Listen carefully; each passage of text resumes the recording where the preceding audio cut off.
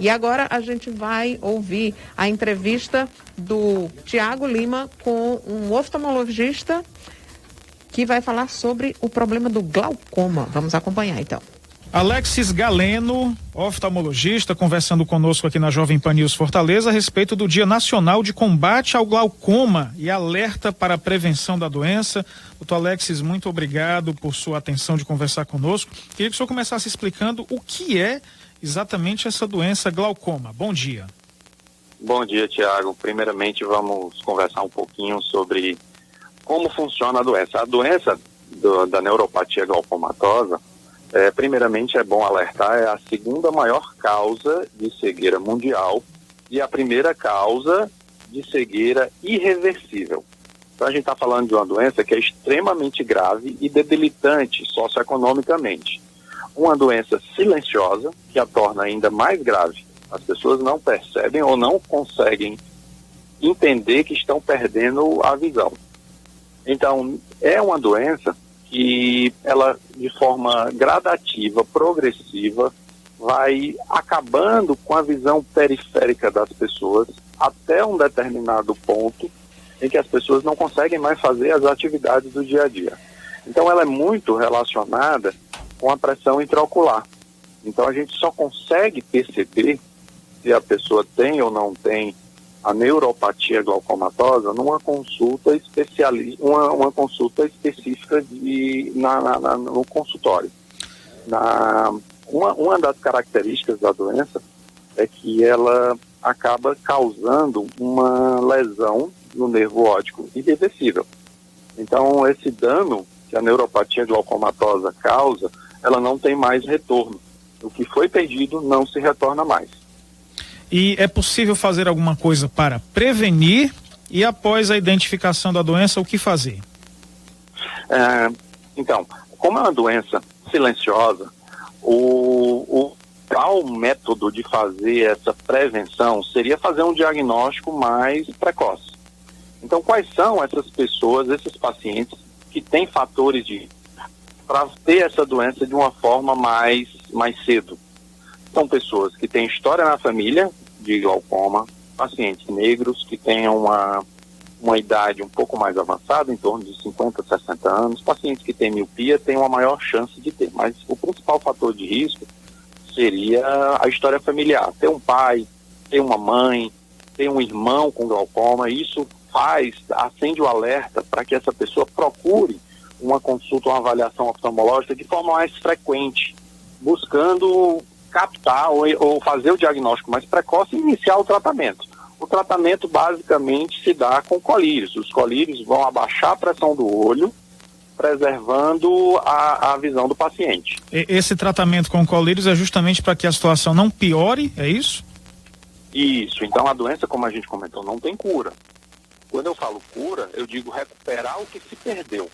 Mas é uma doença que tem tratamento para se estabilizar, para que não continue o dano na visão do paciente. Então a gente tem opções de usar colírios ou procedimentos a laser que visam diminuir a pressão intraocular e preservar a visão. E casos mais graves, por exemplo, pressões muito altas ou alguns tipos de glaucomas que são doenças mais agressivas, aí a gente tem que ir para a cirurgia. Estamos conversando com o Dr. Alexis Galeno, oftalmologista, a respeito de essa terça-feira, dia 26 de maio, é o Dia Nacional de Combate ao Glaucoma e alerta para a prevenção da doença. Quando é que a gente começa a identificar, doutor Alexis, a visão está mais difícil, fica um pouco embaçada, isso já pode ser um sinal do glaucoma? Existem inúmeras causas que podem causar de doenças oftalmológicas que causam esse embaçamento, essa dificuldade de visão. Então, às vezes é um grau, às vezes é um surgimento de uma catarata, às vezes é um outro problema que não tem nada a ver. Como a gente comentou, o glaucoma, para ele dar algum sintoma de embaçamento ou de diminuição do campo de visão, ela tem que já estar num estágio bem grave, porque até antes disso, a doença está progredindo e a pessoa não percebe, porque o campo de visão central, ela é normalmente preservada. A doença, ela começa a danificar a periferia do campo de visão. Então, pacientes que têm um dano glaucomatoso mais grave, eles têm dificuldade para dirigir, porque eles não veem a periferia lateral. Eles, quando vão andar, costumam bater em alguma quina de algum móvel, eles têm dificuldade para fazer atividades do dia a dia. Mas você sentiu qualquer embaçamento de visão ou sua visão não está boa, isso já te remete a procurar uma avaliação com o oftalmologista para saber qual é esse problema. A forma de identificar é mesmo através do exame especializado, né, doutor? Isso é um problema que a gente tem enfrentado, que muitas das pessoas costumam ou fazem exames para a visão dentro de uma ótica ou com pessoas que não são médicas.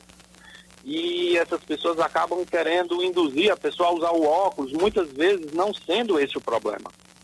Então, a importância do exame ser feita com o médico oftalmologista está em se descobrir se existe dentro dessa queixa do paciente alguma outra doença mais grave que esteja atrapalhando a visão. Muito mais importante do que somente passar o óculos.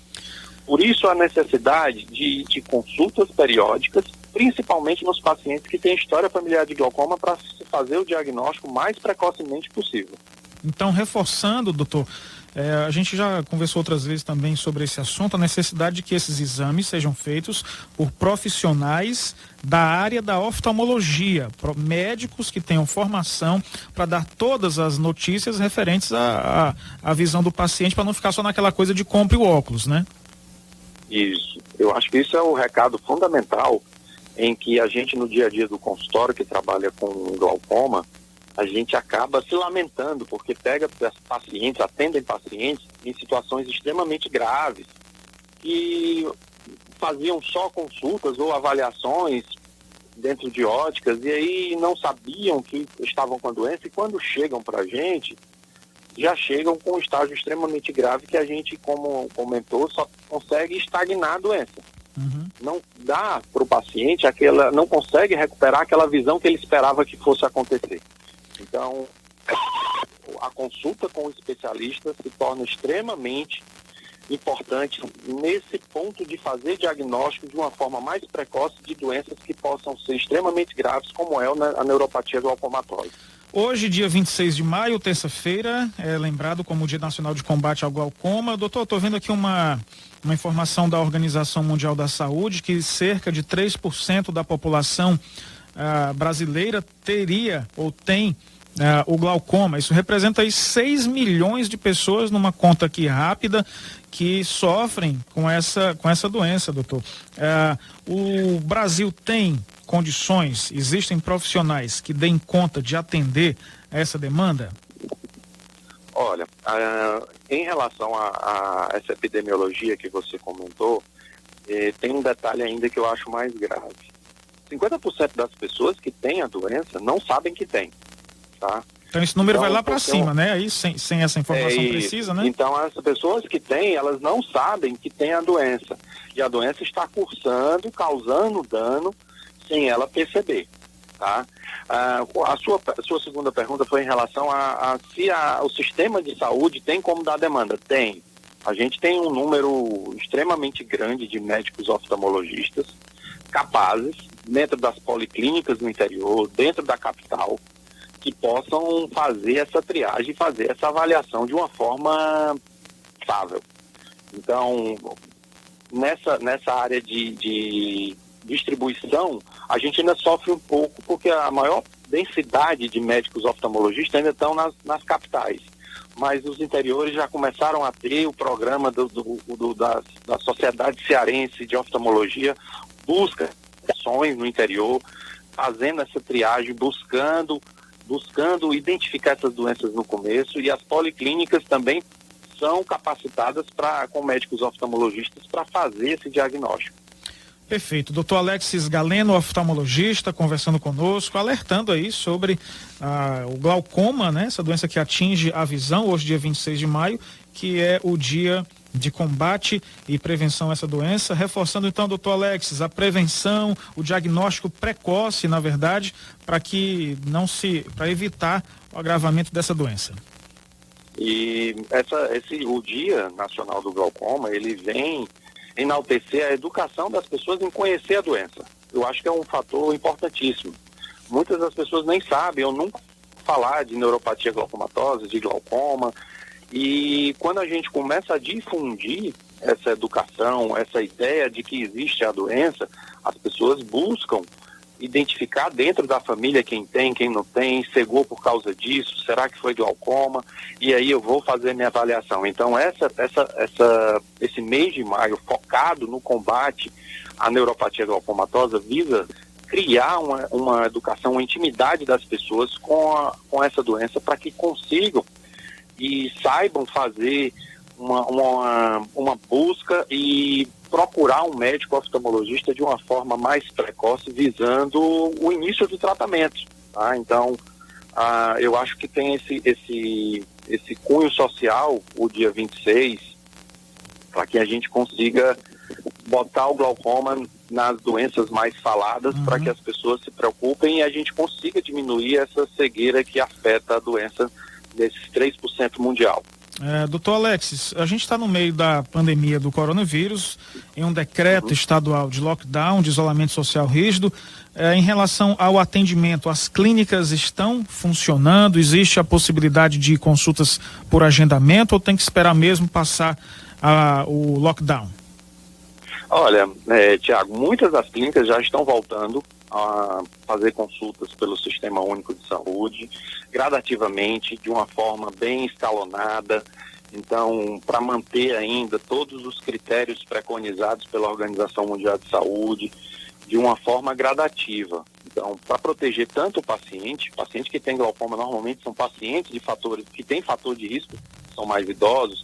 Então, isso preocupa também a gente que trabalha com glaucoma, se a gente não está expondo o paciente ao risco de ter ou se contaminar com coronavírus. Então, as clínicas estão voltando de forma gradativa, de uma forma bem segura, e a tendência é que nos próximos 2 meses já esteja tudo normalizado. Existe um programa do Sistema Único de Saúde em que é distribuído em relação ao glaucoma colírios para que as pessoas recebam e consigam fazer seu tratamento. Esse programa está voltando também gradativamente, então faz tudo ainda de forma agendada. Claro que as urgências continuam sendo atendidas e nunca pararam, então as urgências oftalmológicas de crises de pressão alta ou outras causas de urgências oftalmológicas, elas nunca pararam, mas essas agendas de consultas eletivas, elas estão voltando gradativamente.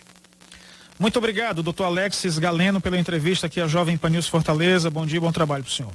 Eu que agradeço a oportunidade de tentar divulgar essa doença que a gente trabalha e a gente lamenta de estar no dia a dia se confrontando com pacientes que têm um dano tão grave que envolve toda a família, um dano social, um dano econômico, e que nosso trabalho de todo dia é tentar fazer ou criar uma educação para que a gente consiga fazer um diagnóstico mais precoce sem levar os pacientes, sem ver pacientes cegos, que é o que acontece atualmente.